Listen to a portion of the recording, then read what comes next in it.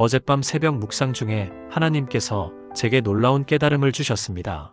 늘 하던 대로 시편 23편을 읽고 있었는데 여호와는 나의 목자시니 내게 부족함이 없으리로다라는 구절에서 갑자기 멈춰 섰어요. 수백 번도 넘게 읽고 설교했던 그 말씀인데 그날 새벽은 완전히 달랐습니다. 성령께서 제 마음 깊은 곳에 이렇게 속삭이시는 것 같았어요. 내가 지금까지 이 말씀을 정말 믿고 살았느냐? 정말로 내게 부족함이 없다고 고백하며 살았느냐? 그 순간 저는 무릎을 꿇을 수밖에 없었습니다. 목회자인 제가 30년 넘게 하나님의 말씀을 전해온 제가 정작 제 삶에서는 늘 부족함을 느끼며 살아왔구나 하는 깨달음이 왔어요. 건강에 대한 걱정, 가족에 대한 염려, 목회에 대한 부담, 이 모든 것들이 사실은 하나님을 온전히 신뢰하지 못했기 때문이었다는 것을 알게 되었습니다. 그리고 동시에 이런 마음이 들었어요. 아, 지금 이 말씀이 필요한 분들이 얼마나 많을까? 한국보건사회연구원에서 발표한 통계를 보면 우리나라 65세 이상 어르신들 중 32.9%가 우울감을 경험한다고 합니다. OECD 국가 중에서도 상당히 높은 수치예요.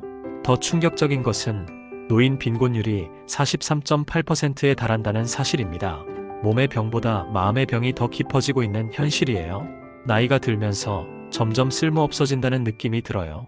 건강도 나빠지고 기억력도 떨어지고 젊은 사람들 보면 위축돼요. 자녀들이 안부 전화라도 하면 괜히 미안하고 안 하면 서운하고 목회를 하면서 이런 고백들을 정말 많이 들어왔거든요. 지난주에도 78세 한 권사님이 제게 이런 말씀을 하셨어요. 목사님, 제가 죽으면 누가 슬퍼할까요? 자식들은 다 바쁘고 남편은 벌써 하늘나라 갔고 교회 친구들도 하나둘 떠나가고 나는 왜 아직도 여기 있나 싶어요. 그 말씀을 들으면서 제 마음이 무너졌어요. 평생 신앙생활을 하시고 자녀들 훌륭하게 키우시고 교회에서도 열심히 봉사하신 분인데 정작 생애 끝자락에서는 이런 쓸쓸함을 느끼고 계시다니. 하지만 여러분, 정말 그럴까요? 나이가 든다는 것이 정말 끝을 의미할까요? 우리 인생의 가장 아름다운 장면이 이미 지나가 버린 걸까요? 절대 그렇지 않습니다. 그날 새벽 하나님께서 제게 주신 두 번째 깨달음이 바로 이것이었어요. 시편 23편은 나이나 상황과 상관없이 지금 이 순간 누구에게나 일어날 수 있는 살아있는 말씀이다. 여러분도 그런 적 있으시죠? 말씀은 잘 알고 계시는데 정작 삶에서는 늘 부족함을 느끼고 계신 적 말입니다. 건강이 예전 같지 않아 불안하고 자녀들과의 관계에서 마음이 상하고 경제적인 걱정이 밤잠을 설치게 하고 그런데 성경은 분명히 부족함이 없으리로다라고 말씀하시잖아요. 베개에 머리를 대고 누워도 잠이 오지 않는 밤들이 있으시죠? 새벽에 문득 깨어 앞으로의 일들이 걱정되어 뒤척이는 시간들, 자녀들한테 전화를 걸고 싶지만 괜히 부담을 줄까봐 망설이는 순간들, 병원에서 검사 결과를 기다리며 가슴이 두근거리는 그 순간들, 이런 경험들이 낯설지 않으실 겁니다. 또 다른 권사님은 제게 이런 고백을 하셨어요. 목사님, 저는 평생 교회를 다녔는데 왜 이렇게 마음이 불안할까요? 시편 23편을 달달 외우고 있지만 정작 제 마음에는 평안이 없어요. 요양원에 계신 어머니 건강도 걱정되고 아들 사업도 잘 안 되고 제 몸도 여기저기 아프기 시작하니까 앞으로가 막막해요. 교회 나와서 찬송은 부르지만 기쁨이 없어요. 기도는 하지만 응답받는다는 확신이 없어요. 그 말씀을 들으면서 저는 깊이 깨달았습니다. 우리 대부분이 시편 23편을 읽기만 했지 진짜로 경험해보지는 못했구나. 마치 맛있는 음식 사진을 보면서 배부르다고 착각하는 것처럼 말씀을 알고 있으면서도 그 능력을 경험하지 못하고 있구나.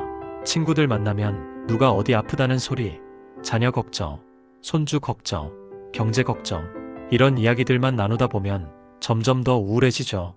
텔레비전을 켜면 온갖 나쁜 뉴스들 뿐이고 인터넷을 보면 젊은 세대들은 우리를 이해하지 못하는 것 같고 사회는 점점 각박해지는 것 같고 그런데 그날 새벽 하나님께서 제게 시편 23편의 놀라운 비밀을 하나씩 열어 보여주셨어요.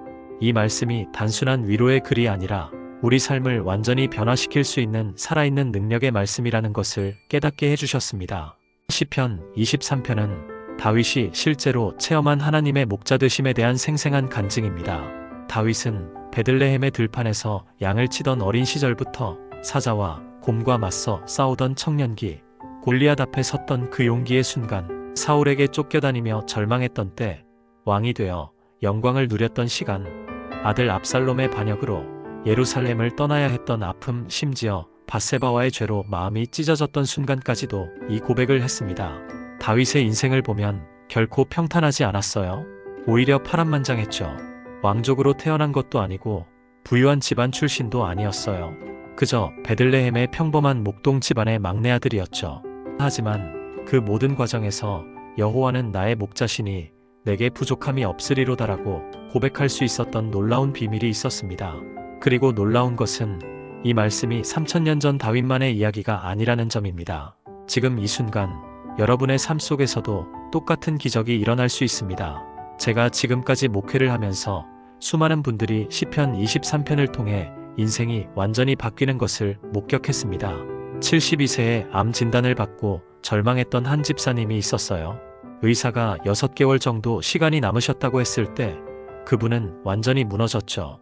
그런데 매일 아침 시편 23편을 붙들고 기도하기 시작하셨어요. 놀랍게도 3개월 후부터 얼굴에 평안이 찾아왔고 지금은 3년이 지났는데도 건강하게 지내시면서 같은 병으로 고생하는 다른 분들을 돌보며 희망을 전하고 계십니다. 69세에 남편을 하늘나라로 떠나보내고 깊은 슬픔에 빠져있던 권사님도 계셨어요. 50년 가까이 함께 살던 남편을 잃고 나니 세상이 끝난 것 같았다고 하셨어요. 그런데 시편 23편을 묵상하면서 죽음의 음침한 골짜기를 다닐지라도 해를 두려워하지 않을 것은 주께서 나와 함께 하심이라는 말씀을 통해 새로운 소망을 발견하셨어요. 지금은 혼자 지내는 다른 어르신들과 함께 성경 공부 모임을 인도하며 기쁨을 나누고 계십니다. 80세의 자녀들과의 관계가 소원해져서 마음 아파하던 권사님도 계셨어요. 자녀들이 바쁘다는 이유로 연락도 뜸해지고 명절에도 형식적으로만 만나니까 서운하고 외롭다고 하셨거든요. 그런데 원수의 목전에서 내게 상을 차려주시고라는 말씀을 통해 용서와 화해의 은혜를 경험하셨어요. 먼저 자녀들에게 사랑을 표현하고 이해하려고 노력하기 시작하셨더니 관계가 회복되었고 지금은 손주들과 함께하는 시간이 인생에서 가장 행복한 시간이라고 하십니다. 여러분도 그런 기적을 경험하실 수 있습니다. 그날 새벽 하나님께서 제게 보여주신 것은 시편 23편에 숨겨진 7가지 놀라운 회복의 비밀이었습니다. 이것들은 순서대로 우리 삶에 임하는 하나님의 은혜의 단계들이에요. 첫 번째는 진짜 목자를 만나는 기적입니다. 우리 인생에 참된 안전과 보장을 주시는 분을 만나는 기적입니다. 더 이상 돈이나 건강이나 자녀들에게 의존하지 않고 참된 목자이신 하나님을 의지하게 되는 기적이에요. 두 번째는 푸른 초장에서 누리는 쉼의 기적입니다. 세상의 소음과 스트레스에서 벗어나 참된 쉼을 얻는 기적입니다. 바쁘게 돌아가는 세상 속에서도 하나님 안에서 평안을 누리는 기적이에요. 세 번째는 쉴만한 물가에서 얻는 평안의 기적입니다. 마음 깊은 곳의 갈증이 해결되는 기적입니다. 아무리 많은 것을 가져도 채워지지 않던 마음의 공허함이 하나님의 사랑으로 가득 채워지는 기적이에요. 네 번째는 영혼이 소생되는 기적입니다. 지쳐있던 우리 영혼이 다시 살아나는 기적입니다. 죽은 것 같던 영적 생명력이 다시 꿈틀거리기 시작하는 기적이에요. 다섯 번째는 의의 길로 인도받는 기적입니다. 어떻게 살아야 할지 몰랐던 우리에게 분명한 길이 보이는 기적입니다. 하나님의 뜻대로 살아가는 기쁨을 발견하는 기적이에요. 여섯 번째는 죽음의 음침한 골짜기에서도 두려워하지 않는 기적입니다. 가장 어두운 순간에도 담대함을 갖는 기적입니다. 죽음까지도 두려워하지 않는 확신을 갖게 되는 기적이에요. 그리고 일곱 번째는 원수의 목전에서 상을 받는 기적입니다. 절망적인 상황이 오히려 축복의 자리가 되는 기적입니다. 우리를 대적하던 모든 것들이 오히려 우리를 높이는 도구가 되는 놀라운 기적이에요. 여러분이 지금 어떤 상황에 계시든지 어떤 어려움을 겪고 계시든지 상관없습니다. 나이가 들어서 이미 때가 늦었다고 생각하지 마십시오. 하나님께는 때가 따로 없습니다. 아브라함도 75세에 새로운 부르심을 받았고 모세도 80세에 출애굽의 위대한 사명을 시작했습니다. 갈렙도 85세에 내가 아직 강건하다고 고백하며 새로운 땅을 정복했어요. 지금 이 순간이 바로 새로운 시작의 때입니다. 오늘 이 말씀을 통해 하나님께서 여러분의 삶에 기적을 일으키시기를 축복합니다. 여러분의 남은 인생이 지금까지와는 완전히 다른 차원의 축복과 평안으로 가득하시기를 축복합니다. 자, 그럼 지금부터 첫 번째 기적부터 차근차근 살펴보겠습니다. 여호와는 나의 목자시니 내게 부족함이 없으리로다. 시편 23편 1절 말씀입니다. 이 한 문장이 바로 모든 기적의 시작입니다. 그런데 여러분, 여기서 목자라는 단어를 그냥 넘어가서는 안 됩니다. 히브리어 원문에서 목자는 로에라고 하는데 이 단어는 단순히 양을 돌보는 사람이 아니라 양을 위해 자신의 목숨까지 내어놓는 완전한 보호자라는 뜻입니다. 다윗이 이 고백을 할 때 그는 이미 목자의 삶을 뼈저리게 경험한 사람이었습니다. 베들레헴의 거친 들판에서 아버지 이새의 양떼를 치면서 밤새도록 추위와 싸우고 맹수의 위협으로부터 양들을 지켰어요. 사자가 나타나면 목숨을 걸고 맞섰고 곰이 공격해오면 맨손으로 물리쳤습니다. 양 한 마리라도 잃어버리면 끝까지 찾아 헤맸어요. 그런데 목자의 삶이 어떤 건지 아십니까? 당시 이스라엘에서 목자는 사회적으로 천한 직업이었어요. 사람들이 기피하는 일이었죠. 왜냐하면 너무 위험하고 힘들었거든요. 밤에는 추위와 싸워야 하고 낮에는 뜨거운 햇볕을 견뎌야 하고 언제 맹수가 나타날지 몰라서 한시도 방심할 수 없었어요. 더욱 어려운 점은 양들의 습성이었습니다. 양은 정말 어리석은 동물이에요. 방향 감각도 없고 스스로를 보호할 능력도 없고 조금만 길을 잃으면 헤매다가 죽어버려요. 목자가 없으면 하루도 살 수 없는 동물이 바로 양입니다. 하지만 다윗은 달랐습니다. 그는 양 한 마리 한 마리를 정말 사랑했어요. 양들의 이름을 다 알고 있었고 어떤 양이 어디서 풀을 뜯는 걸 좋아하는지, 어떤 양이 물을 많이 마시는지, 어떤 양이 겁이 많은지, 어떤 양이 자주 길을 잃는지 다 알고 있었죠. 다윗은 사무엘상 17장 34절에서 35절에서 이렇게 고백했습니다. 주의 종이 아버지의 양을 칠 때에 사자나 곰이 와서 양떼에서 양을 물어가면 내가 따라가서 그것을 치고 그 입에서 양을 건져내었고 그것이 일어나 나를 해하려 하면 내가 그 수염을 잡고 그것을 쳐 죽였나이다. 상상해 보십시오. 10대 소년 다윗이 사자의 수염을 잡고 맞서 싸우는 모습을, 양 한 마리를 구하기 위해서 자신의 목숨을 걸었던 그 마음을. 다른 목자들 같았으면 양 한 마리쯤은 포기했을 텐데 다윗은 절대 포기하지 않았어요. 바로 이런 경험을 한 다윗이 여호와는 나의 목자신이라고 고백한 거예요. 다윗은 자신이 양들에게 어떤 목자였는지 알고 있었기에 하나님께서 자신에게 어떤 목자가 되어주실지도 확신할 수 있었습니다. 내가 양들을 위해 목숨을 걸었던 것처럼 하나님도 나를 위해 그렇게 하실 거야. 내가 양들을 끝까지 찾아 헤맸던 것처럼 하나님도 나를 끝까지 붙들고 계실 거야. 그런데 여러분, 세상에는 가짜 목자들이 너무 많습니다. 돈이 마치 우리의 목자인 것처럼 속삭입니다. 나만 있으면 내가 걱정할 게 뭐가 있어? 나만 충분하면 너는 안전해. 나만 있으면 자녀들도 너를 무시하지 않을 거야. 하지만 2008년 금융위기 때 하루아침에 모든 것을 잃은 분들을 우리는 수없이 봤습니다. 건강이 목자 노릇을 합니다. 내가 괜찮으면 너는 행복할 수 있어. 내가 무너지면 너도 끝이야. 하지만 나이가 들면서 건강은 점점 약해질 수밖에 없어요. 아무리 관리를 잘해도 한계가 있습니다. 자녀들이 목자 행세를 합니다. 우리가 잘 되면 내 인생도 성공한 거야. 우리가 실패하면 너도 실패자야. 하지만 자녀들도 각자의 인생을 살아가야 해요. 평생 부모를 책임질 수는 없습니다. 사회적 지위나 인정이 목자인 것처럼 말합니다. 사람들이 너를 인정하면 내 인생은 가치가 있어. 무시하면 너는 쓸모없는 존재야. 하지만 은퇴하고 나면 그런 것들은 다 사라져요. 이런 가짜 목자들의 공통점은 뭡니까? 위기가 닥치면 모두 우리를 버리고 도망간다는 것입니다. 정말 우리가 필요할 때 없어져 버려요. 여러분은 지금 누구를 목자로 삼고 계십니까? 혹시 통장 잔고가 여러분의 목자는 아닌가요? 건강검진 결과가 여러분의 목자는 아닌가요? 자녀들의 성공이 여러분의 목자는 아닌가요? 다른 사람들의 인정이 여러분의 목자는 아닌가요? 저는 작년에 한 집사님을 만났습니다. 75세이신 그분은 평생 성실하게 직장 생활을 하시고 좋은 연금을 받으며 은퇴를 하셨어요. 자녀들도 모두 훌륭하게 키우셨고 건강도 나쁘지 않으셨습니다. 남들이 보기에는 성공적인 인생이었죠. 그런데 은퇴 후 3년쯤 지나면서 갑자기 깊은 무력감에 빠지셨다고 하셨어요. 처음에는 여행도 다니고 취미 생활도 하고 친구들과도 만나고 하셨는데 시간이 지날수록 공허함이 커졌대요. 목사님, 저는 지금까지 뭘 위해 살았나 싶어요. 아이들은 다 독립했고 할 일도 없고 존재감도 없고 아침에 눈 뜨면 오늘 하루 어떻게 보낼지 막막해요. 텔레비전을 켜면 우울한 뉴스뿐이고 친구들과 만나면 병 이야기, 자식 이야기, 죽은 친구 이야기밖에 할 게 없어요. 이게 제 남은 인생인가 싶어서 밤에 잠도 잘 안 와요. 그분의 문제가 뭐였을까요? 평생 자기 자신이 자기 목자였던 거예요. 자기가 돈을 벌어야 하고 자기가 가정을 책임져야 하고 자기가 모든 걸 해결해야 한다고 생각하며 살아오신 거죠. 그런데 그 모든 역할이 끝나니까 정체성을 잃어버린 거예요. 그런데 놀랍게도 그분이 시편 23편을 매일 아침 묵상하시기 시작하면서 완전히 달라지셨습니다. 어떻게 달라지셨을까요? 3개월 후에 다시 만났을 때 그분은 완전히 다른 사람이 되어 계셨어요. 얼굴에 생기가 돌고 목소리에 힘이 있고 무엇보다 눈빛이 살아 있었습니다.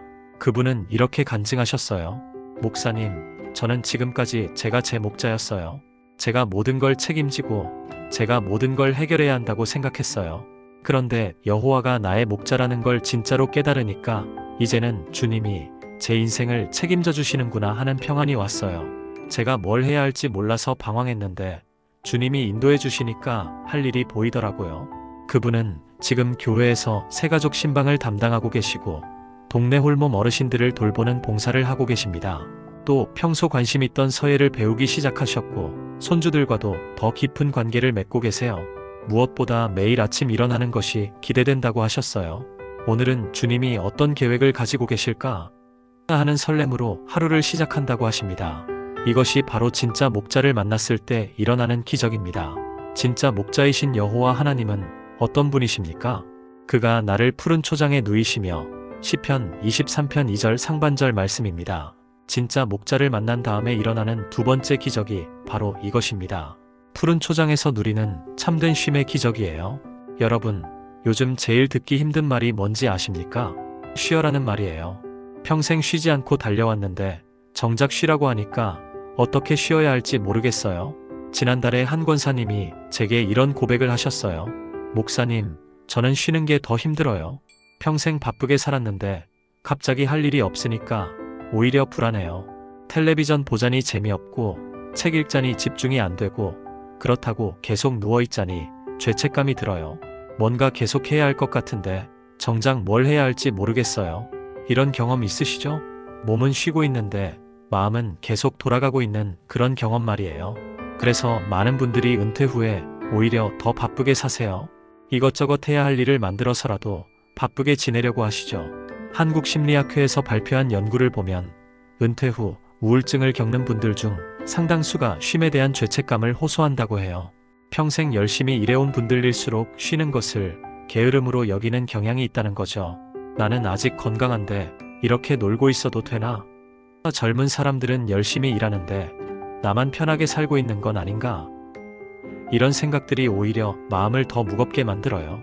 그런데 여기서 말하는 푸른 초장은 단순히 몸을 눕히는 곳이 아니에요. 히브리어로 푸른 초장은 네오트 데셰라고 하는데 이는 생명력이 가득한 새로운 풀밭이라는 뜻입니다. 단순히 푸르다는 게 아니라 생명이 꿈틀거리고 있는 양들이 먹고도 또 자라나는 그런 풀밭을 의미해요. 당시 팔레스타인 지역은 대부분 메마른 광야였어요. 비가 오지 않으면 풀이 다 말라버리고 양들이 먹을 것을 찾기 어려웠죠. 그래서 목자들은 항상 푸른 초장을 찾아 양들을 인도해야 했어요. 좋은 목자와 나쁜 목자의 차이가 바로 여기서 드러났습니다. 나쁜 목자는 양들을 아무 곳에나 데려다 놓고는 알아서 풀을 찾아 먹으라고 해요. 하지만 좋은 목자는 미리 가서 어디에 좋은 풀이 있는지, 어디가 안전한지, 어디서 쉬면 좋을지를 다 살펴보고 양들을 인도합니다. 더 놀라운 것은 누이시며라는 표현이에요. 히브리어 라바츠는 단순히 눕는다는 뜻이 아니라 편안하게 쉬면서 소화시키다는 의미예요. 양들이 풀을 뜯어먹고 나서 편안하게 누워서 새김질하며 소화시키는 그런 상태를 말하는 거죠. 양이라는 동물은 참 신기해요. 풀을 뜯을 때는 급하게 먹어요. 왜냐하면 언제 위험이 닥칠지 모르거든요. 그래서 일단 뱃속에 넣어두고 안전한 곳에서 다시 꺼내서 천천히 씹어서 소화시켜요. 이게 바로 새김질이에요. 이것이 바로 하나님이 주시는 쉼의 비밀입니다. 단순히 아무것도 안 하는 게 아니라 그동안 바쁘게 살아오면서 제대로 소화시키지 못했던 인생의 경험들을 천천히 새김질하는 시간이에요. 제가 아는 한 집사님은 은퇴 후에 이 비밀을 발견하셨어요. 처음에는 할 일 없어서 답답해 하셨는데 시편 23편을 묵상하면서 깨달으신 게 있었대요. 목사님, 저는 지금까지 너무 바쁘게 살았어요. 자녀들 키울 때도 직장 다닐 때도 항상 다음에 해야 할 일만 생각하면서 살았거든요.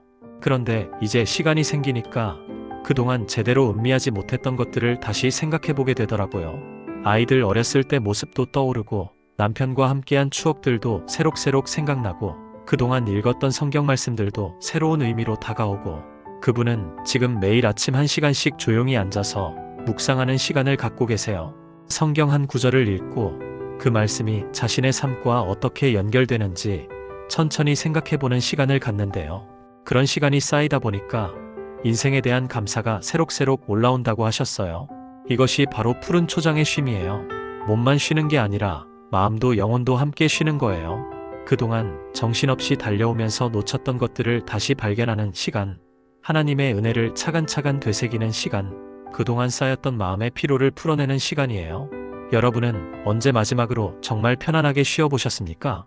아무 걱정 없이, 아무 부담 없이 그냥 하나님의 사랑 안에서 편안하게 누워본 적이 언제입니까? 많은 분들이 이렇게 말씀하세요. 목사님, 저는 쉬면서도 불안해요. 뭔가 해야 할 것 같고 시간을 낭비하는 것 같고. 하지만 여러분, 하나님께서 우리를 푸른 초장에 누이시는 이유가 있어요. 우리를 게으르게 만들려는 게 아니라 진짜 필요한 영양분을 공급하시려는 거예요. 몸에 좋은 음식을 먹고 나서 소화가 잘 되려면 움직이지 말고 편안하게 있어야 하잖아요. 마찬가지로 하나님의 은혜, 하나님의 사랑, 지금까지 주신 축복들을 제대로 소화시키려면 조용하고 편안한 시간이 필요해요. 오늘부터 매일 30분씩이라도 진짜 쉬는 시간을 가져보시길 바랍니다. 핸드폰도 내려놓고 텔레비전도 끄고 조용한 곳에 앉아서 그냥 하나님의 사랑을 생각해보는 시간 말이에요. 주님, 오늘도 저를 사랑해 주셔서 감사합니다라고 고백하면서 마음 깊이 쉬어보세요. 그런데 푸른 초장의 쉼만으로는 충분하지 않아요. 쉬었으면 이제 목도 말라오고 갈증도 납니다. 그래서 하나님께서 준비하신 세 번째 기적이 있어요. 쉴만한 물가로 인도하시는도다. 시편 23편 2절 하반절 말씀입니다. 푸른 초장에서 쉰 양들이 이제 필요한 것은 물이에요. 하지만 아무 물이나 마실 수 있는 게 아닙니다. 흐르는 물을 마셔야 해요. 양이라는 동물은 참 까다로워요. 고인 물은 절대 마시지 않아요. 웅덩이에 고여있는 물이나 냄새나는 물은 아무리 목이 말라도 거부해요. 반드시 깨끗하게 흐르는 물, 잔잔하게 흐르는 물을 마셔야 합니다. 그런데 여기서 쉴만한 물가라는 표현이 정말 중요해요. 히브리어로 메이메누아는 평안한 물들, 고요한 물들이라는 뜻이에요. 급하게 흐르는 물이 아니라 잔잔하고 평온하게 흐르는 물을 의미합니다. 왜 그럴까요? 양들은 겁이 많은 동물이라서 물소리가 너무 크면 무서워해요. 급류나 폭포 같은 곳에서는 물을 마시지 않아요. 조용하고 잔잔하게 흐르는 물가에서만 안심하고 물을 마실 수 있어요. 우리 마음도 마찬가지예요.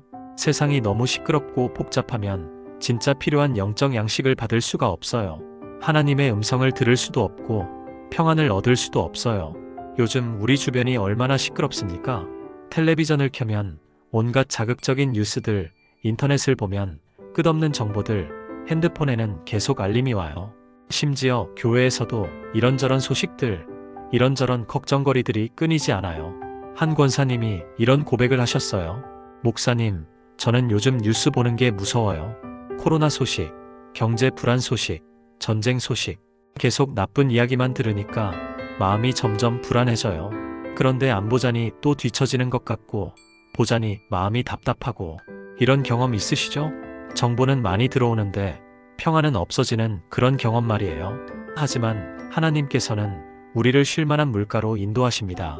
세상의 소음에서 벗어나 조용하고 평온한 곳으로 이끄시는 거예요. 거기서 우리는 진짜 필요한 영적 양식을 받을 수 있어요. 물은 성경에서 여러 가지를 상징해요. 하나님의 말씀을 상징하기도 하고 성령님을 상징하기도 하고 생명을 상징하기도 해요. 그런데 시편 23편에서는 특별히 마음의 평안을 상징합니다. 예수님께서 요한복음 4장에서 사마리아 여인에게 이렇게 말씀하셨어요. 내가 주는 물을 마시는 자는 영원히 목마르지 아니하리니 내가 주는 물은 그 속에서 영생하도록 솟아나는 샘물이 되리라. 세상이 주는 위로는 잠시뿐이에요. 돈이 많아도 마음의 갈증은 해결되지 않고 건강해도 영혼의 목마름은 채워지지 않아요. 사람들의 칭찬과 인정도 순간뿐이죠. 하지만 하나님이 주시는 평안은 달라요. 요한복음 14장 27절에서 예수님께서 이렇게 약속하셨습니다. 평안을 너희에게 끼치노니 곧 나의 평안을 너희에게 주노라. 내가 너희에게 주는 것은 세상이 주는 것과 같지 아니하니라. 너희는 마음에 근심하지도 말고 두려워하지도 말라. 세상이 주는 평안은 조건부예요. 건강할 때만, 돈이 있을 때만, 자녀들이 잘 될 때만 평안해요. 하지만 하나님이 주시는 평안은 무조건적이에요. 어떤 상황에서도 변하지 않는 평안이에요. 저는 작년에 정말 놀라운 간증을 들었어요. 한 집사님인데 갑자기 중병 진단을 받으셨어요. 수술을 해야 하는 상황이었는데 가족들은 모두 불안해하고 걱정하고 있었대요. 그런데 그분은 오히려 평안하셨다고 해요. 목사님, 신기하게도 제가 제일 평안했어요. 물론 처음에는 충격이었지만 시편 23편을 읽으면서 주님이 나를 쉴만한 물가로 인도하고 계시는구나 하는 믿음이 왔어요. 이 병조차도 주님이 허락하신 거라면 분명히 의미가 있을 거라고 생각했어요. 수술은 성공적으로 끝났고 회복도 빨랐대요. 무엇보다 그 과정에서 가족들과 더 깊은 관계가 되었고 신앙도 더 깊어졌다고 하셨어요. 목사님, 그때 제가 불안해하고 걱정했다면 가족들은 얼마나 힘들었을까요? 그런데 제가 평안하니까 가족들도 따라서 평안해지더라고요. 이것이 바로 쉴만한 물가에서 얻는 평안의 기적이에요. 상황이 바뀌어서 평안한 게 아니라 상황과 상관없이 하나님 안에서 평안을 누리는 거예요. 그럼 우리는 어떻게 이런 평안을 경험할 수 있을까요? 첫째, 조용한 시간을 만들어야 해요. 하루에 10분이라도 모든 소음을 차단하고 하나님과 단둘이 있는 시간을 가져보세요. 핸드폰도 끄고 텔레비전도 끄고 오직 하나님의 음성에만 집중하는 시간을 가져보시길 바랍니다. 둘째, 하나님의 말씀을 천천히 읽어보세요. 빨리빨리 많이 읽으려고 하지 마시고 한 구절씩 천천히 묵상해 보세요. 주님, 이 말씀을 통해 무엇을 말씀하고 계십니까? 하고 물어보면서 읽어보시길 바랍니다. 셋째, 감사의 마음을 가져보세요. 지금 당장 어려운 상황이 있을 수도 있지만 그 가운데서도 감사할 것들을 찾아보세요. 건강, 가족, 신앙, 오늘 하루 작은 것부터 차근차근 감사해 보시길 바랍니다. 오늘 밤 잠들기 전에 이렇게 기도해 보시길 바랍니다. 주님, 세상의 모든 소음에서 저를 건져내 주소서. 쉴만한 물가로 인도하여 주소서. 주님의 평안이 제 마음에 강같이 흘러가게 하여 주소서. 여러분이 진짜 쉼을 경험하시고 참된 평안을 누리시기를 축복합니다. 푸른 초장에서 쉬고 쉴만한 물가에서 평안을 얻으신 후에는 더 놀라운 기적이 기다리고 있습니다. 바로 영혼이 소생되는 기적이에요. 내 영혼을 소생시키시고 시편 23편 3절 전반부 말씀입니다. 푸른 초장에서 쉬고 쉴만한 물가에서 평안을 얻은 다음에 일어나는 네 번째 기적이 바로 이것입니다. 영혼이 다시 살아나는 기적이에요. 여러분, 혹시 이런 마음이 드신 적 있으신가요? 나는 아직 살아있지만 정말 살아있는 걸까? 지난주에 한 집사님이 제게 이런 고백을 하셨어요. 목사님, 저는 매일 똑같은 일상의 반복이에요. 아침에 일어나서 밥 먹고 텔레비전 보고 잠자고 이런 식으로 하루하루가 지나가는데 이게 사는 건지 그냥 버티는 건지 모르겠어요. 예전에는 일할 때도 힘들었지만 보람이 있었거든요. 그런데 지금은 뭔가 의미를 못 찾겠어요. 정말 많이 듣는 이야기예요. 몸은 살아있는데 마음은 죽은 것 같다는 분들이 너무 많아요. 특히 큰 상실을 경험하신 후에 그런 경우가 많죠. 배우자를 떠나보내신 분들, 자녀와의 관계가 어려워진 분들, 건강을 잃으신 분들. 한국보건사회연구원의 조사에 따르면 우리나라 노인 중 31.7%가 삶의 의미를 찾지 못하겠다고 응답했대요. 그냥 하루하루 지나가는 대로 살고 있다는 분들이 절반을 넘었고요. 이게 바로 영혼이 죽어가는 증상이에요. 그런데 여기서 영혼이라는 단어를 주목해야 해요. 히브리어로는 나프쉬인데 이는 단순히 혼을 의미하는 게 아니에요. 생명력, 활력, 존재의 본질을 의미해요. 우리 안에 있는 생명의 에너지, 살아갈 의욕, 꿈과 소망까지 포함하는 개념이에요. 그리고 소생시키시고라는 말은 히브리어로 예쇼베브인데 이는 되돌리다, 회복시키다, 다시 살려내다는 뜻이에요. 죽은 것을 다시 살리는 부활의 의미가 담겨 있어요. 성경에서 이 단어가 사용된 다른 구절을 보면 더 명확해져요. 시편 19편 7절에 여호와의 율법은 완전하여 영혼을 소생시키며라고 되어 있고 잠언 25장 13절에서는 충성된 사자는 그를 보낸 이에게 마치 추수 때에 얼음 냉수 같아서 능히 그 주인의 마음을 시원하게 하느니라고 할 때 그 시원하게 하다가 같은 어근이에요. 즉 하나님께서 우리 영혼을 소생시키신다는 것은 단순히 위로해 주시는 게 아니라 정말로 다시 살려내신다는 뜻이에요. 죽어가던 생명력을 다시 불러일으키시고 잃어버린 의욕을 회복시키시고 꺼져가던 소망의 불꽃을 다시 타오르게 하신다는 의미예요. 그럼 언제 우리 영혼이 소생되는 걸까요? 첫째, 하나님의 사랑을 다시 확신할 때입니다. 많은 분들이 나이가 들면서 하나님이 정말 나를 사랑하실까?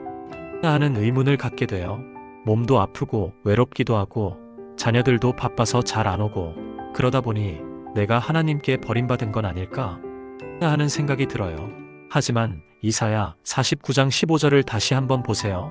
여인이 어찌 그 젖 먹는 자식을 잊겠으며 자기 태에서 난 아들을 긍휼히 여기지 않겠느냐. 그들은 혹시 잊을지라도 나는 너를 잊지 아니할 것이라.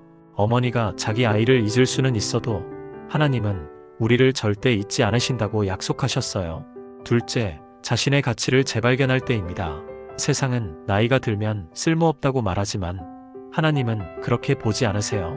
시편 92편 14절에 늙어서도 결실하며 진액이 풍족하고 빛이 청청하여라고 말씀하셨어요. 나이가 들수록 더 깊은 열매를 맺을 수 있다는 뜻이에요. 제가 아는 한 권사님의 이야기를 들려드릴게요. 그분은 몇 년 전에 남편을 하늘나라로 떠나보내신 후 완전히 무기력해지셨어요. 50년 가까이 함께 살던 남편이 없으니까 뭘 해야 할지 어떻게 살아야 할지 모르겠다고 하셨거든요. 목사님, 저는 이제 아무 쓸모가 없는 것 같아요. 남편 있을 때는 뭐라도 해야 할 일이 있었는데 지금은 정말 아무것도 할 일이 없어요. 자식들은 각자 바쁘게 살고 저는 그냥 혼자 시간만 보내고 있어요. 이런 식으로 살다가 죽는 건가 싶어서 무서워요. 그런데 어느 날 교회에서 세 가족이 오셨는데 그분도 최근에 남편을 잃으신 분이었대요. 그 세 가족분이 눈물을 흘리며 어려워하는 모습을 보니까 갑자기 마음이 움직이더라고 하셨어요. 아, 내가 겪은 아픔이 헛되지 않구나. 이분에게 도움이 될 수 있겠구나. 그때부터 그 권사님은 완전히 달라지셨어요.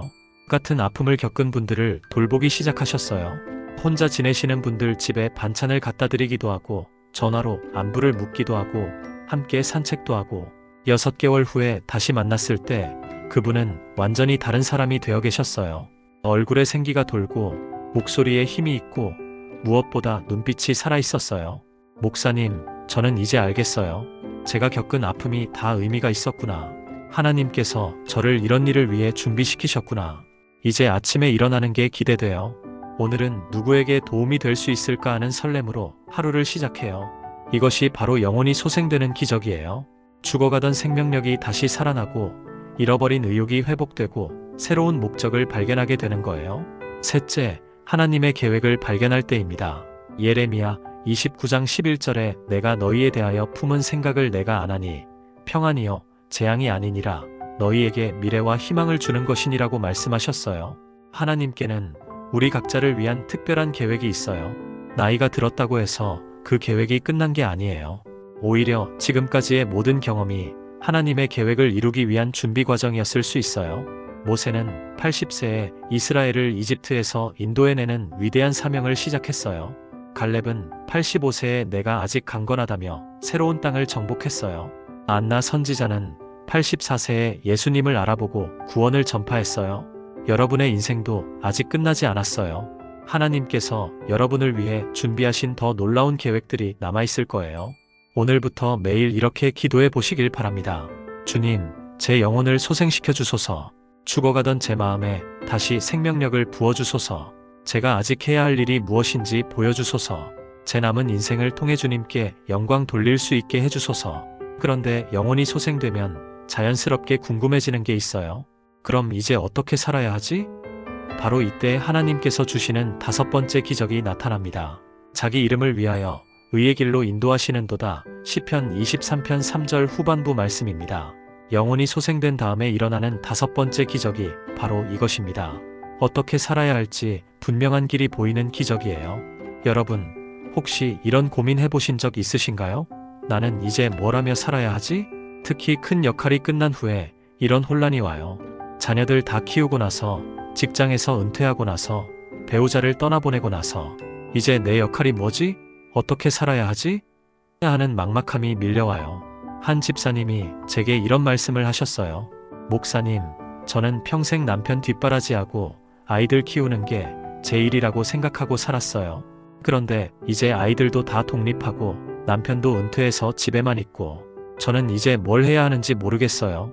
친구들 만나서 수다 떨고 드라마 보고 그런 게 제 인생의 전부인가 싶어서 허전해요. 이런 마음 이해가 되시죠? 평생 명확한 목표와 역할이 있었는데 갑자기 그게 없어지니까 방향 감각을 잃게 되는 거예요. 통계청 자료를 보면 은퇴 후 삶의 목표를 잃었다고 응답한 분들이 41.3%나 됩니다. 하루하루 그냥 시간을 때우며 산다는 분들도 38.2%나 되고요. 이게 바로 길을 잃고 헤매는 상태예요. 그런데 여기서 의의 길이라는 표현이 정말 중요해요. 히브리어로는 마하갈레이 체데크인데 의로운 길들이라는 뜻이에요. 단수가 아니라 복수예요. 즉 하나의 길이 아니라 여러 개의 길들이 있다는 의미예요. 이게 무슨 뜻일까요? 하나님께서 각 사람에게 주시는 길이 다르다는 뜻이에요. 천편일률적인 삶의 방식이 있는 게 아니라 각자의 은사와 상황과 성격에 맞는 고유한 길이 있다는 거예요. 어떤 분은 후진양성의 길을 가시고 어떤 분은 봉사의 길을 가시고 어떤 분은 중보기도의 길을 가시고 어떤 분은 전도의 길을 가세요. 모든 길이 다 의로운 길이고 모든 길이 다 가치 있는 길이에요. 그런데 왜 하나님께서 우리를 의의 길로 인도하실까요? 그 이유가 바로 자기 이름을 위하여라는 표현에 있어요. 이게 우리를 위해서가 아니라 하나님의 이름을 위해서라는 뜻일까요? 그렇지 않아요.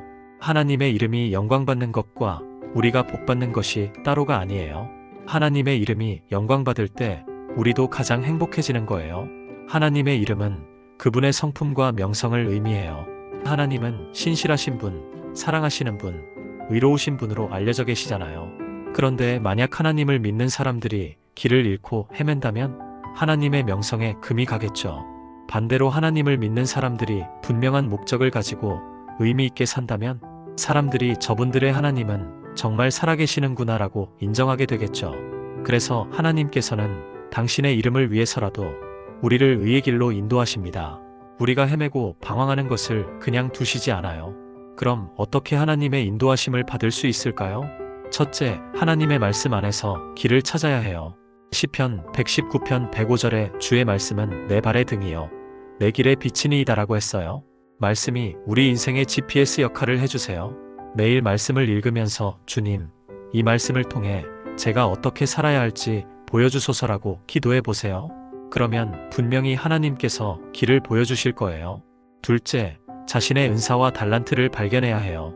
하나님께서 각자에게 주신 은사가 다 달라요. 어떤 분은 위로하는 은사가 있고 어떤 분은 가르치는 은사가 있고 어떤 분은 섬기는 은사가 있어요.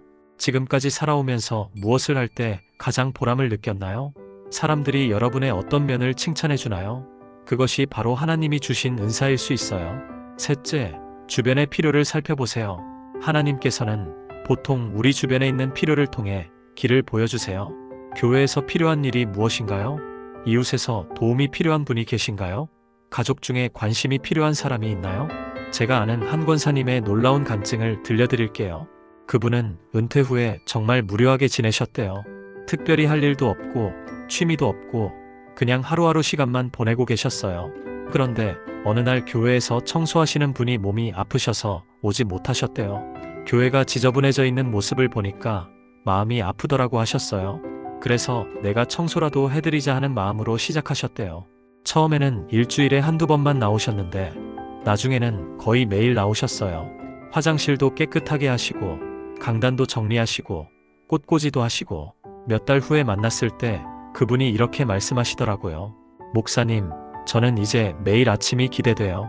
오늘은 하나님의 집을 어떻게 더 아름답게 만들어 드릴까 하는 생각으로 하루를 시작해요. 이게 제 사명인 것 같아요. 그분은 지금 교회의 환경 미화를 총괄하고 계세요. 새로 오신 분들이 우리 교회가 정말 깨끗하고 아름답네요 라고 하면 그렇게 기뻐하세요.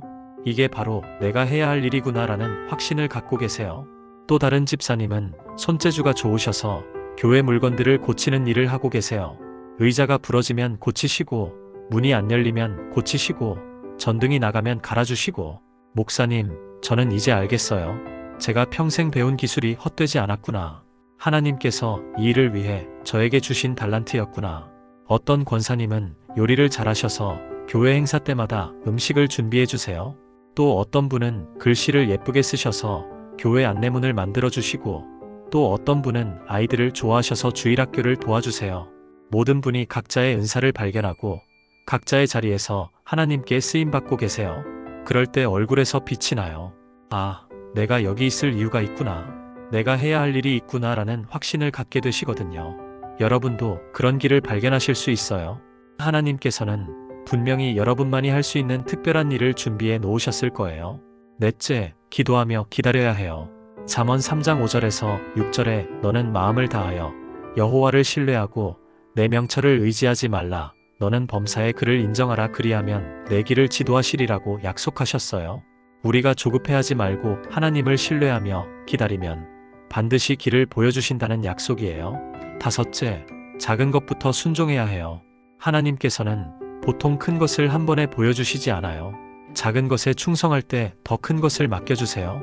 누가복음 16장 10절에 지극히 작은 것에 충성된 자는 큰 것에도 충성되고 지극히 작은 것에 불의한 자는 큰 것에도 불의하니라고 말씀하셨어요.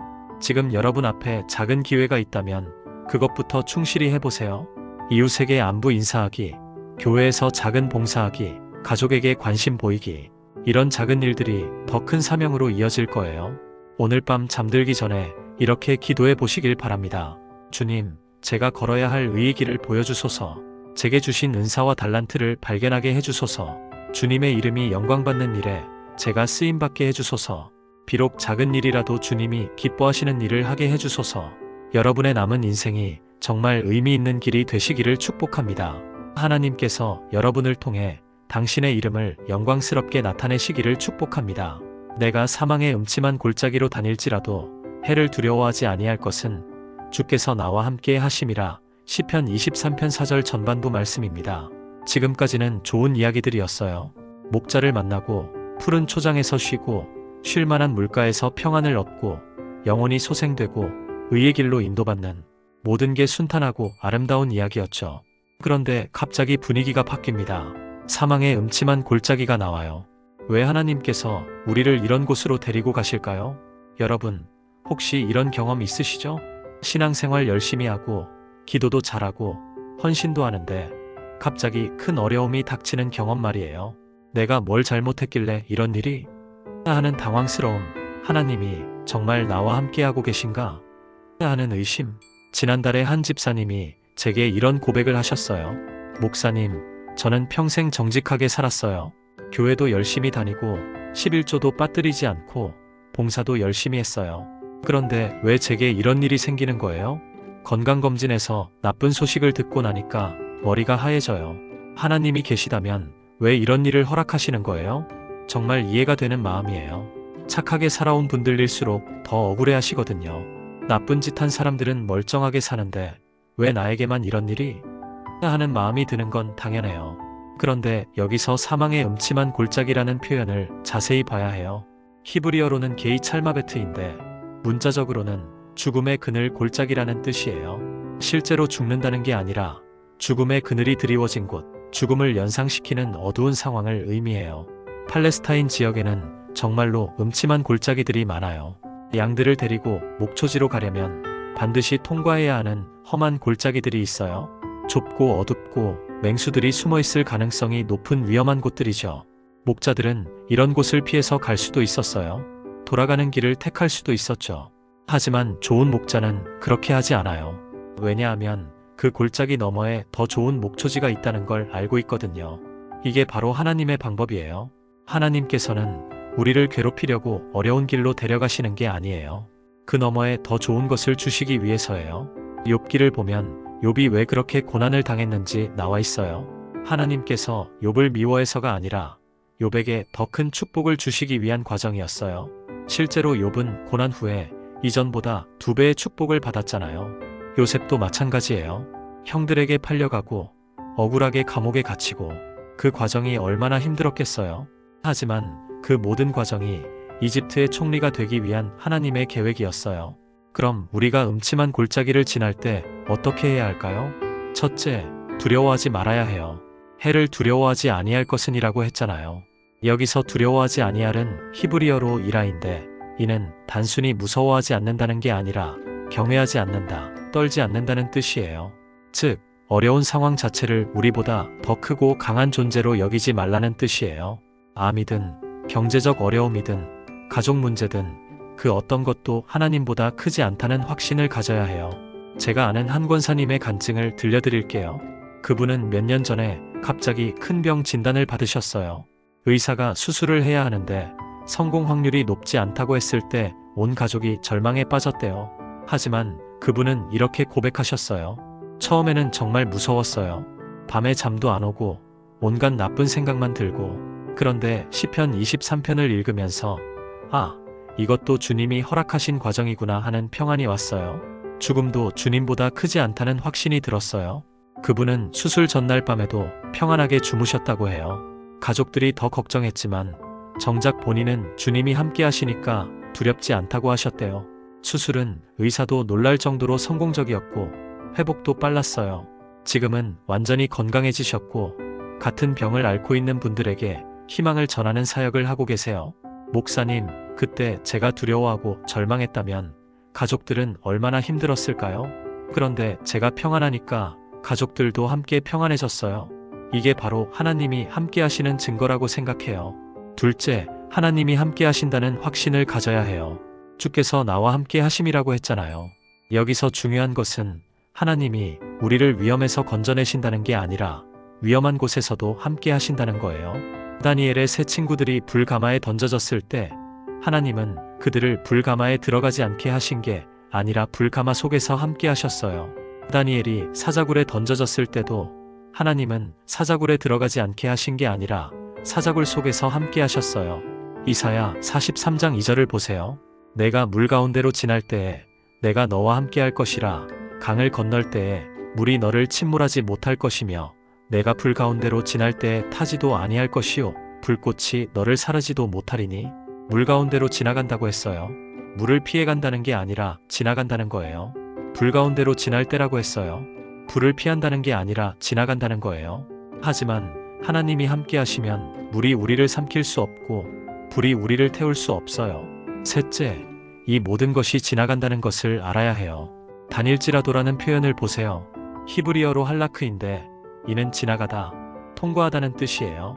머물러 있는 게 아니라 지나가는 거예요. 아무리 어두운 골짜기라도 영원하지 않아요. 반드시 끝이 있어요. 그리고 그 끝에는 더 아름다운 목초지가 기다리고 있어요.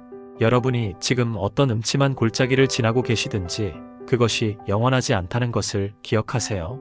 하나님께서 반드시 그 골짜기 너머로 인도해 주실 거예요. 그런데 음침한 골짜기를 지나고 나면 더욱 놀라운 기적이 기다리고 있어요. 바로 7번째 기적입니다. 주께서 내 원수의 목전에서 내게 상을 차려주시고 기름을 내 머리에 부으셨으니 내 잔이 넘치나이다. 시편 23편 5절 말씀입니다. 음침한 골짜기를 지나온 사람에게 일어나는 마지막 기적이 바로 이것입니다. 원수의 목전에서 상을 받는 놀라운 역전의 기적이에요. 여러분, 혹시 이런 억울한 마음 가져보신 적 있으신가요? 내가 이렇게 어려운데 나를 힘들게 한 사람들은 잘만 살고 있네. 어떤 분은 직장에서 부당한 대우를 받았는데 자신을 괴롭힌 상사는 승진했어요. 어떤 분은 사업을 망쳐놓고 도망간 동업자는 다른 곳에서 잘 살고 있어요. 어떤 분은 가족관계에서 오해를 받고 상처를 입었는데 정작 문제를 일으킨 사람은 아무렇지 않게 지내고 있어요. 이런 상황에서 하나님이 계시다면 왜 악한 사람들이 잘 살고 선한 사람들이 고생하는가 하는 의문이 들죠. 시편 73편의 아삽도 똑같은 고민을 했어요. 악인들의 형통함을 보고 시기가 났다고 솔직하게 고백했거든요. 그런데 여기서 원수라는 단어가 중요해요. 히브리어로 차라르인데 이는 단순히 나를 미워하는 사람이 아니라 나를 괴롭히는 자, 나에게 고통을 주는 자라는 뜻이에요. 사람일 수도 있고 상황일 수도 있고 질병일 수도 있어요. 그런데 하나님께서는 그 원수들이 보는 앞에서 우리에게 상을 차려주신다고 하셨어요. 이게 무슨 뜻일까요? 첫째, 하나님께서 우리의 억울함을 아신다는 뜻이에요. 로마서 12장 19절에 내 사랑하는 자들아 너희가 친히 원수를 갚지 말고 하나님의 진노하심에 맡기라 기록되었으되 원수 갚는 것이 내게 있으니 내가 갚으리라고 주께서 말씀하시니라고 했어요. 하나님께서는 우리가 당한 억울함을 다 보고 계세요. 우리가 참아온 아픔을 다 아세요. 그리고 때가 되면 반드시 갚아주신다고 약속하셨어요. 둘째, 하나님의 갚으심은 우리 생각과 다르다는 뜻이에요. 우리는 나를 괴롭힌 사람이 망해야 내가 시원하겠다고 생각해요. 하지만 하나님의 방법은 다르세요. 그 사람을 망하게 하시는 게 아니라 우리를 더 높이 들어올리세요. 요셉을 보세요. 형들이 자신을 팔아넘겼을 때 요셉은 형들이 망했으면 좋겠다고 생각했을 수도 있어요. 하지만 하나님의 방법은 달랐어요. 형들을 벌하신 게 아니라 요셉을 이집트의 총리로 만드셨어요. 그리고 나중에 형들이 양식을 구하러 왔을 때 요셉이 그들에게 두려워하지 말라며 용서했잖아요. 이게 바로 원수의 목전에서 상을 차려받는 기적이에요. 원수들이 보는 앞에서 하나님의 축복을 받는 거예요. 제가 아는 한 집사님의 놀라운 간증을 들려드릴게요. 그분은 몇 년 전에 직장에서 정말 억울한 일을 당하셨어요. 동료가 자신의 아이디어를 도용해서 승진했고 그분은 오히려 책임을 뒤집어 쓰고 한직으로 밀려나셨어요. 처음에는 정말 화가 나셨대요. 하나님이 계시다면 왜 이런 일이? 하는 원망도 하셨고 그 사람이 벌받았으면 좋겠다는 마음도 드셨대요. 그런데 한직으로 밀려나면서 시간이 생겼어요. 그때 그분은 평소에 관심 있던 상담 공부를 시작하셨어요. 교회에서도 상담 사역에 참여하기 시작하셨고요.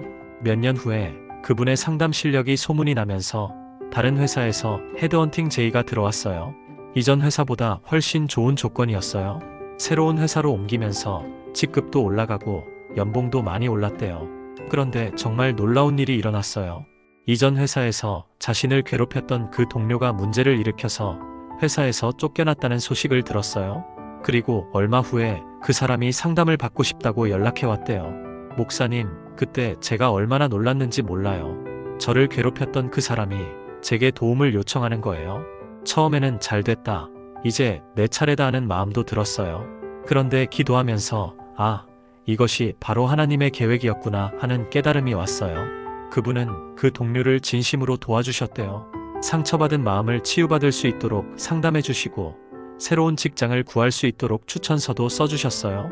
목사님, 그때 저는 정말 하나님의 사랑을 경험했어요. 제가 복수하지 않아도 하나님께서 알아서 다 해결해 주시고 오히려 저를 통해 그 사람에게도 은혜를 베푸시는 걸 보면서 이게 바로 원수의 목전에서 상을 차려받는 기적이구나 했어요. 셋째, 기름을 내 머리에 부으셨으니라는 표현을 보세요. 기름을 머리에 붓는 것은 왕이나 제사장을 임명할 때 하는 의식이에요. 즉 하나님께서 우리를 높은 자리에 앉히신다는 뜻이에요. 사무엘상 16장을 보면 다윗이 기름 부음을 받는 장면이 나와요. 형들이 다 모인 자리에서 제일 막내인 다윗에게 기름을 부었어요. 그 순간부터 다윗은 왕으로 임명받은 거예요. 하나님께서는 우리에게도 그런 기름 부음을 주세요. 세상 사람들이 무시하고 업신여겨도 하나님께서는 우리를 귀하게 여기시고 높은 자리에 앉히세요. 넷째, 내 잔이 넘치나이다라는 고백을 보세요. 이는 단순히 많이 받았다는 게 아니라 넘치도록 받았다는 뜻이에요. 필요한 것뿐 아니라 남에게 나눠줄 수 있을 만큼 풍족하게 받았다는 의미예요. 여러분, 하나님의 축복은 항상 넘치는 축복이에요. 우리 자신만 배부른 게 아니라 다른 사람들에게도 나눠줄 수 있는 축복이에요. 그 집사님도 그랬어요. 자신이 받은 상담 은사로 많은 사람들을 도우면서 내 잔이 넘친다는 고백을 하셨거든요. 하나님께서 제가 필요한 것보다 훨씬 많이 주셔서 이제는 다른 분들에게 나눠드릴 수 있어요. 다섯째, 이 모든 것이 하나님의 은혜임을 고백하게 돼요. 원수 앞에서 상을 받고 기름 부음을 받고 잔이 넘치게 되면 자신의 능력 때문이 아니라는 걸 깨달아요. 오직 하나님의 은혜라는 것을 인정하게 되죠. 여러분이 지금 억울한 일을 당하고 계시다면 조금만 더 참고 기다려보세요. 하나님께서는 반드시 때가 되면 원수의 목전에서 여러분에게 상을 차려주실 거예요. 여러분을 괴롭혔던 사람들이 보는 앞에서 여러분을 높이실 거예요. 여러분을 무시했던 사람들 앞에서 여러분에게 영광을 돌리실 거예요. 그리고 그때 여러분은 깨달으실 거예요. 그 모든 고난이 이 순간을 위한 준비였구나. 하나님의 계획은 내 생각보다 훨씬 크고 놀라우셨구나. 오늘 밤 잠들기 전에 이렇게 기도해 보시길 바랍니다. 주님, 제가 당한 억울함을 주님께서 다 아시는 줄 믿습니다. 제가 원수를 갚으려 하지 않겠습니다. 주님의 때에 주님의 방법으로 모든 것을 해결해 주시기를 믿습니다. 원수의 목전에서 상을 차려주시고 제 머리에 기름을 부어주소서. 제 잔이 넘치도록 축복해 주시고 그 축복을 다른 사람들과 나눌 수 있게 해주소서. 여러분의 인생에 놀라운 역전의 기적이 일어나기를 축복합니다. 지금까지의 모든 고난이 더 큰 축복을 위한 준비였음을 깨닫게 되시기를 축복합니다. 사랑하는 여러분, 오늘 우리는 시편 23편을 통해 7가지 놀라운 기적을 함께 살펴보았습니다. 첫 번째 기적은 진짜 목자를 만나는 기적이었습니다. 돈이나 건강이나 자녀들이 아니라 우리를 위해 목숨까지 내어주신 여호와 하나님이 진정한 목자라는 깨달음을 얻었습니다. 더 이상 우리 자신이 우리 인생의 목자가 되려고 애쓰지 않아도 됩니다. 하나님께서 우리 인생을 완전히 책임져 주십니다. 두 번째 기적은 푸른 초장에서 누리는 쉼의 기적이었습니다. 단순히 몸만 쉬는 게 아니라 그동안 바쁘게 살아오면서 제대로 소화시키지 못했던 인생의 경험들을 천천히 새김질하는 참된 쉼을 발견했습니다. 쉬는 것에 대한 죄책감을 내려놓고 하나님의 은혜를 되새기는 시간의 소중함을 깨달았습니다. 세 번째 기적은 쉴만한 물가에서 얻는 평안의 기적이었습니다. 세상의 소음과 정보의 홍수에서 벗어나 조용하고 평온한 곳에서 하나님의 음성을 듣는 법을 배웠습니다. 상황이 바뀌어서 평안한 게 아니라 상황과 상관없이 하나님 안에서 누리는 참된 평안을 경험할 수 있게 되었습니다. 네 번째 기적은 영혼이 소생되는 기적이었습니다. 죽은 것 같던 우리 영혼에 다시 생명력이 꿈틀거리기 시작했습니다. 하나님의 사랑을 다시 확신하고 자신의 가치를 재발견하며 하나님의 특별한 계획이 아직 우리에게 남아있다는 소망을 갖게 되었습니다. 다섯 번째 기적은 의의 길로 인도받는 기적이었습니다. 이제 뭘 하며 살아야 하지? 하던 막막함에서 벗어나 하나님께서 각자에게 주신 고유한 사명을 발견하게 되었습니다. 크고 대단한 일이 아니어도 하나님께서 기뻐하시는 작은 일들을 통해 의미 있는 삶을 살 수 있다는 확신을 얻었습니다. 여섯 번째 기적은 죽음의 음침한 골짜기에서도 두려워하지 않는 기적이었습니다. 어려운 상황이 닥쳐도 그것이 우리보다 크지 않다는 확신을 갖게 되었습니다. 하나님께서 그 어두운 골짜기에서도 함께 하시며 모든 어려움은 지나가는 것이고 그 너머에는 더 좋은 것이 기다리고 있다는 믿음을 갖게 되었습니다. 그리고 일곱 번째 기적은 원수의 목전에서 상을 받는 기적이었습니다. 우리를 괴롭혔던 사람들이나 상황들 앞에서 하나님께서 우리를 높이시고 축복하시는 놀라운 역전의 은혜를 보았습니다. 복수는 하나님께 맡기고 우리는 용서하며 더 큰 축복을 받는 법을 배웠습니다. 이 7가지 기적은 순서대로 우리 삶에 일어나는 하나님의 은혜의 단계들입니다. 어떤 분은 지금 첫 번째 기적을 경험하고 계실 수도 있고 어떤 분은 6번째나 7번째 기적을 경험하고 계실 수도 있습니다. 어느 단계에 계시든 상관없습니다. 중요한 것은 하나님께서 우리 각자를 향한 완벽한 계획을 가지고 계시다는 것입니다. 여러분, 제가 오늘 이 말씀을 준비하면서 가장 감동받은 것은 시편 23편이 단순한 위로의 글이 아니라는 점이었습니다. 이것은 우리가 실제로 경험할 수 있는 살아있는 하나님의 역사에 대한 구체적인 약속입니다. 다윗이 이 시편을 쓸 때 그는 이미 이 모든 것을 경험한 사람이었어요. 어린 목동일 때부터 왕이 되기까지, 승리의 순간부터 절망의 나날까지 모든 과정에서 하나님의 목자 되심을 경험했기에 이런 확신 있는 고백을 할 수 있었습니다. 그리고 놀라운 것은 이 약속이 지금도 유효하다는 점입니다. 3000년 전 다윗에게 역사하셨던 그 하나님께서 지금도 우리와 함께 하십니다. 어제도, 오늘도, 내일도 변함없이 우리의 목자가 되어주십니다. 여러분 중에 혹시 나는 너무 늦었어, 이미 인생의 황혼기인데 무슨 기적이 있겠어? 라고 생각하시는 분 계신가요? 절대 그렇지 않습니다. 성경을 보면 하나님께서는 오히려 인생의 후반기에 더 놀라운 일들을 행하셨어요. 아브라함은 75세에 새로운 부르심을 받았고 100세의 아들을 얻었어요. 모세는 80세에 출애굽이라는 위대한 사명을 시작했고 120세까지 정정했어요. 갈렙은 85세에 내가 아직 강건하다며 새로운 땅을 정복했어요. 여러분의 나이가 몇 살이든 상관없습니다. 하나님께는 때가 따로 없어요.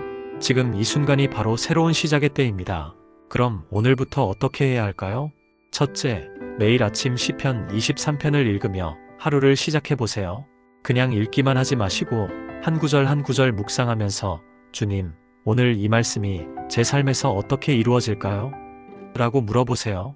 둘째, 하루에 30분씩이라도 정말 조용한 시간을 가져보세요.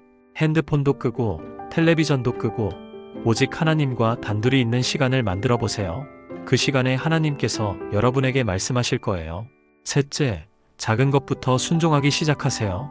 하나님께서 마음에 주시는 작은 감동들을 무시하지 마세요. 누군가에게 안부 인사하고 싶은 마음, 교회에서 작은 봉사를 하고 싶은 마음, 이웃에게 도움을 주고 싶은 마음, 이런 작은 감동들이 바로 하나님의 인도하심입니다. 넷째, 감사하는 마음을 잃지 마세요. 지금 당장 어려운 상황이 있을 수도 있지만 그 가운데서도 감사할 것들을 찾아보세요. 오늘 아침에 눈을 뜬 것, 숨을 쉴 수 있는 것, 가족이 있는 것, 신앙이 있는 것, 작은 것부터 차근차근 감사해 보세요. 다섯째, 다른 사람들과 나누세요. 여러분이 경험한 하나님의 은혜를 혼자만 간직하지 마시고 다른 분들과도 나눠보세요. 같은 어려움을 겪고 있는 분들에게 희망을 전해주세요. 여러분의 간증이 누군가에게는 생명의 빛이 될 수 있어요. 여러분, 저는 확신합니다. 오늘 이 말씀을 듣고 계신 여러분의 인생에 반드시 놀라운 변화가 일어날 거라고 믿습니다. 지금까지의 어려움들이 모두 이 순간을 위한 준비였다는 것을 깨닫게 될 날이 올 거예요. 혹시 지금 혼자라고 느끼고 계신 분 계신가요? 외롭고 쓸쓸하다고 생각하시는 분 계신가요? 여러분은 절대 혼자가 아닙니다. 여호와 하나님께서 여러분의 목자가 되어주시고 매 순간 함께하고 계십니다.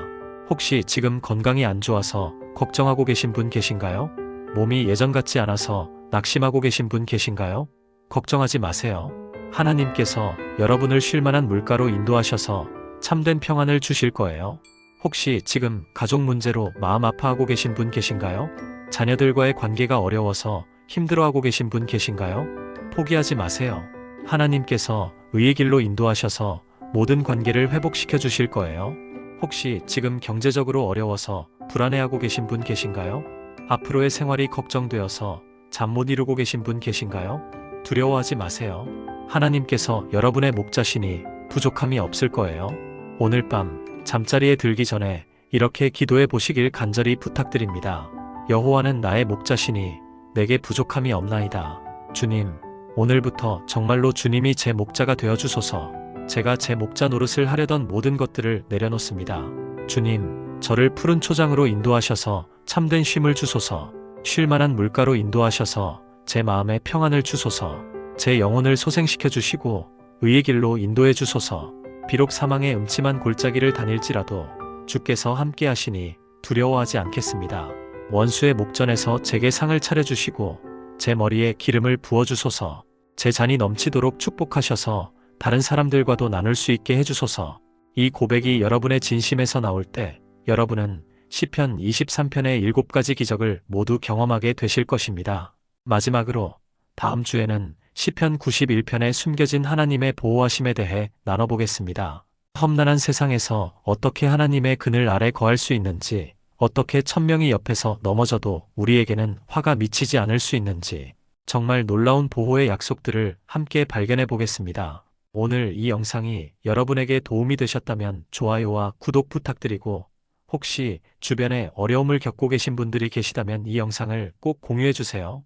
여러분의 작은 나눔이 누군가에게는 인생을 바꾸는 전환점이 될 수 있습니다. 댓글로도 참여해 주세요. 아멘. 시편 23편으로 회복됩니다. 라고 고백해 주시고 기도 제목이나 감사 제목이 있으시면 간단히 나눠주세요.